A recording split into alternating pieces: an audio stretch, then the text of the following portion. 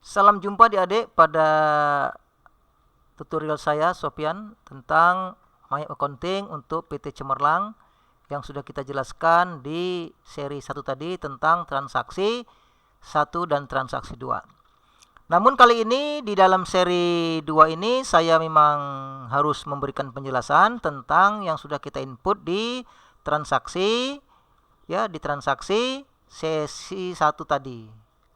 Dalam transaksi ini, di sini ada kita jelaskan akan memperbaiki transaksi yang salah kita input.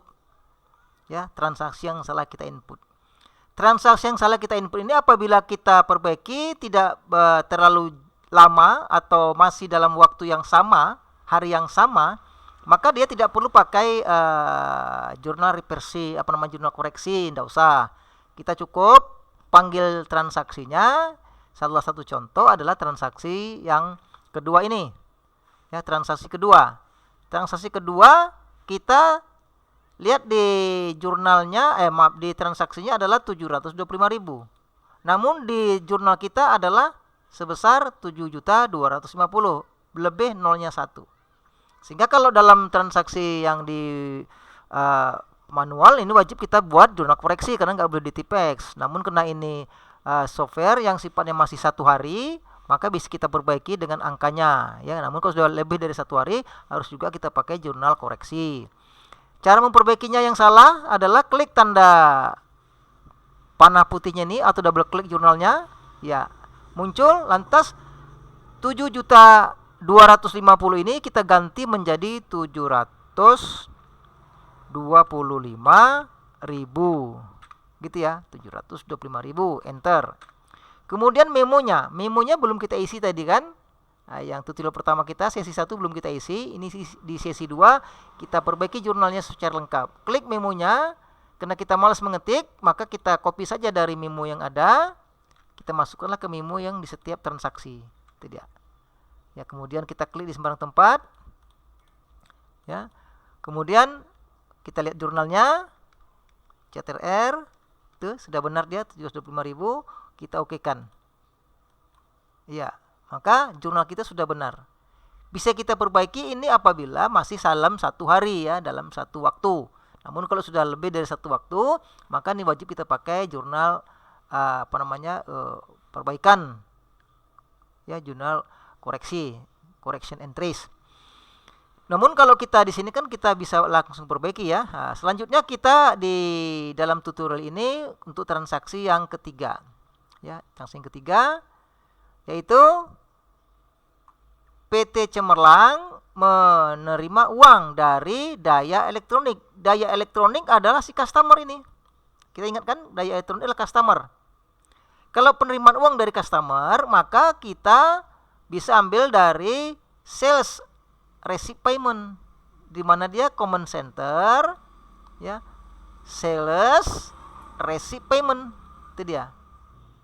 Command center sales receipt payment. Kemudian bisa juga kita masuk dari ini, kita tutup saja apanya, boleh kita tutup. Boleh juga kita sales receipt payment sama.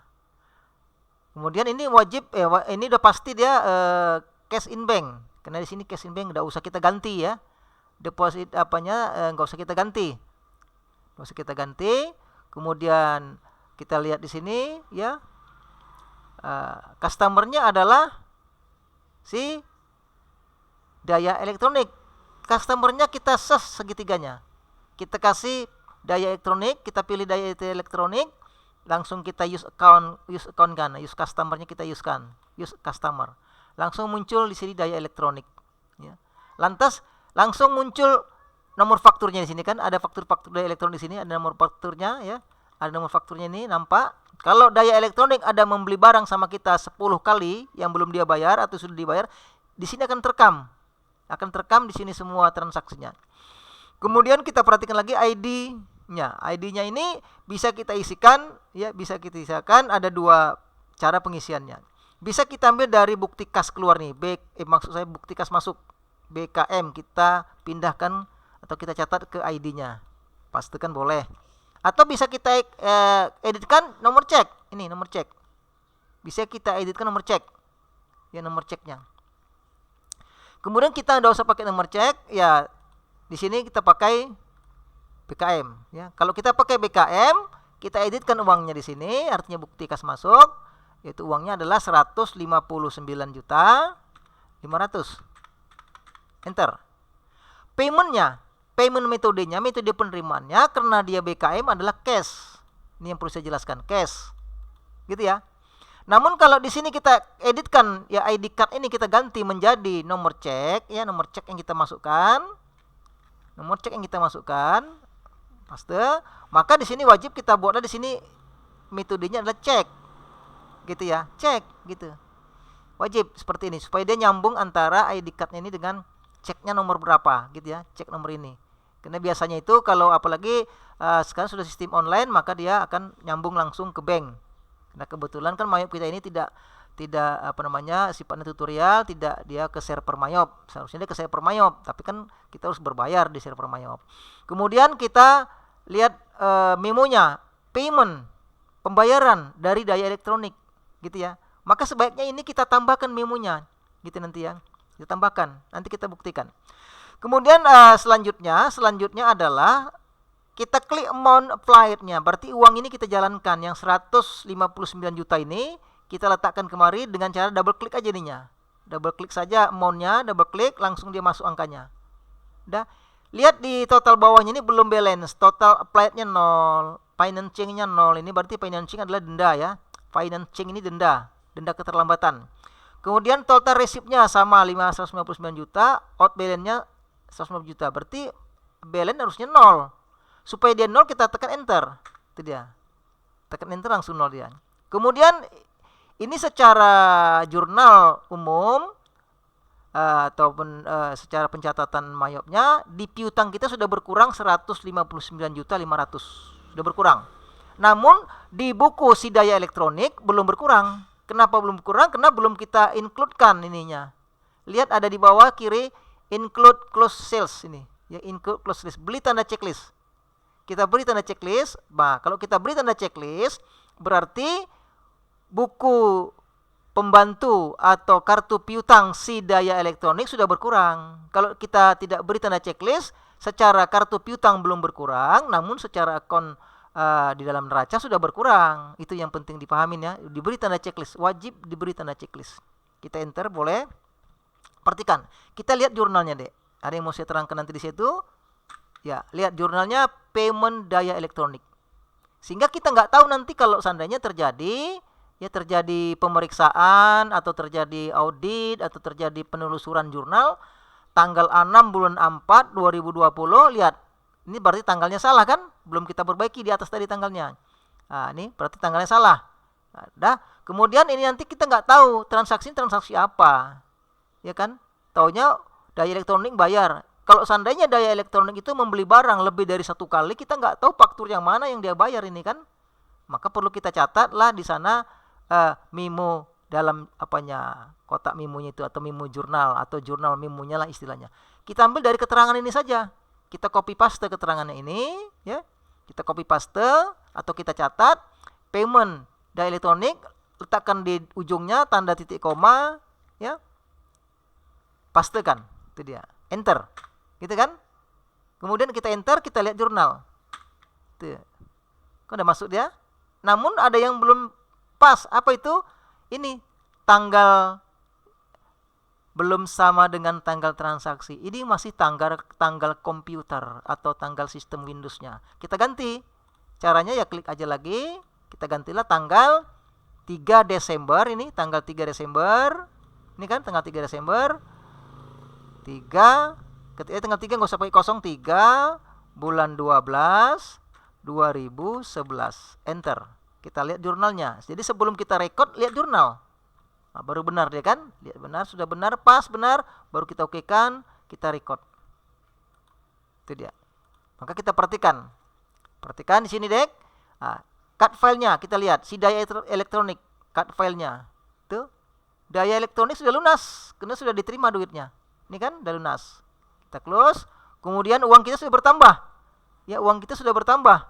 Dari mana bertambah? Dari daya elektronik. Kita lihat account list account-nya. Lihat. Cash in bank sudah bertambah lagi 196 juta sekarang. Kan gitu kan?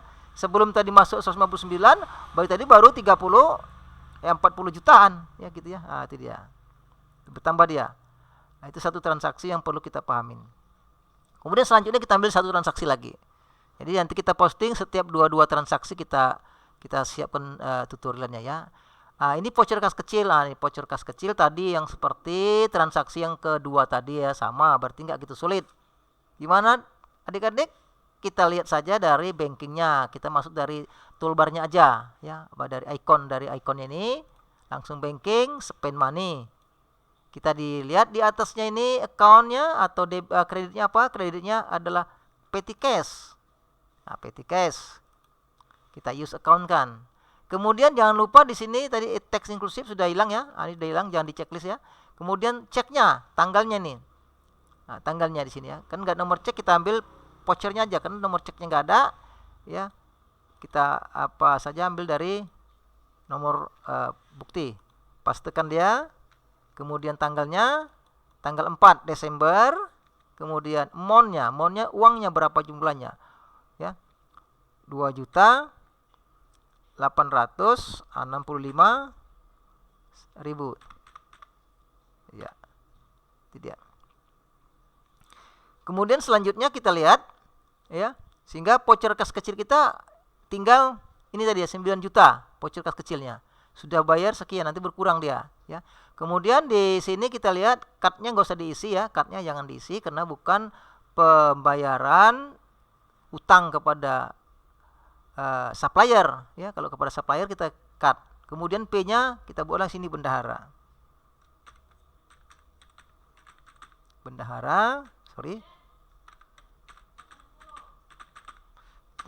Kemudian kita copy paste saja ininya. Kalau terlalu panjang ya kita buat saja di sini. Ya, pembayaran rekening listrik, gitu kan? Atau rekening, bisa saja rekening, kita ketikkan ya. Rekening listrik. Rekening listrik November. Gua usah pakai bulan, langsung aja November, 2011, gitu kan? Mau kita buat boleh rupiahnya Rp 1 juta, atau enggak kita buat juga boleh, enggak ada masalah ya. Tapi kalau mau dibuat juga boleh.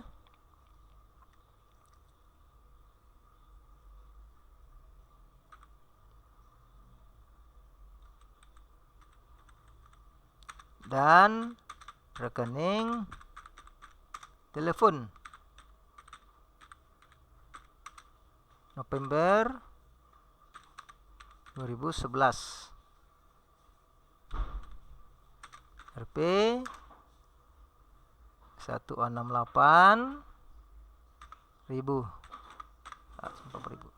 Ini kita copy dokumennya ini, nanti kita pastekan ke memo. Ya. Kita pastekan ke memonya. Pastikan lagi ke memo supaya nanti jurnal memonya kita tahu, oh ini rekening listriknya sekian-sekian gitu ya. Kemudian di sini rekening listrik dan telepon kita sesuai akunnya. Debitnya kita sesuai di sini deh. Belum ada tanda segitiga, kita klik saja segitiga bawah ini. Akunnya langsung muncul, kita klik segitiganya, kita search adalah biaya rekening listrik dan telepon. Ini dia. Telepon and electric expense gitu ya. Tapi di sini bulan November, berarti bukan yang ini. Adalah berarti masuk kita ke utang beban gitu deh ya, utang beban. Sama dengan gaji yang di transaksi nomor 1 tadi ya, expense payable. Gitu ya, expense payable use akunkan. Ya, lantas masuk angkanya otomatis.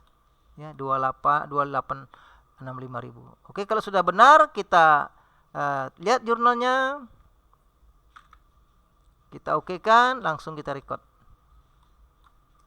Nah, setelah kita record, kita perhatikan.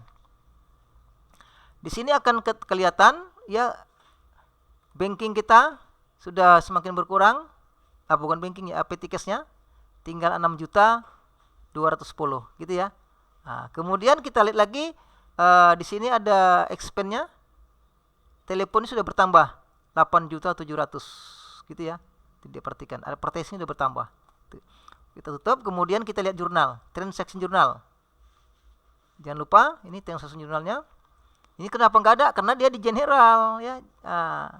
Harus kliknya di disbursement, pengeluaran kas, itu dia. petty cash sini kan. Nah, dia link di sini ada petty cash, voucher kecil. Ini dia. Maka jurnalnya seperti ini. Oke, terima kasih. Kita siapkan dulu tutorial kita kali ini. Nanti kita lanjut ke video berikutnya. Terima kasih. Sampai jumpa. Salam.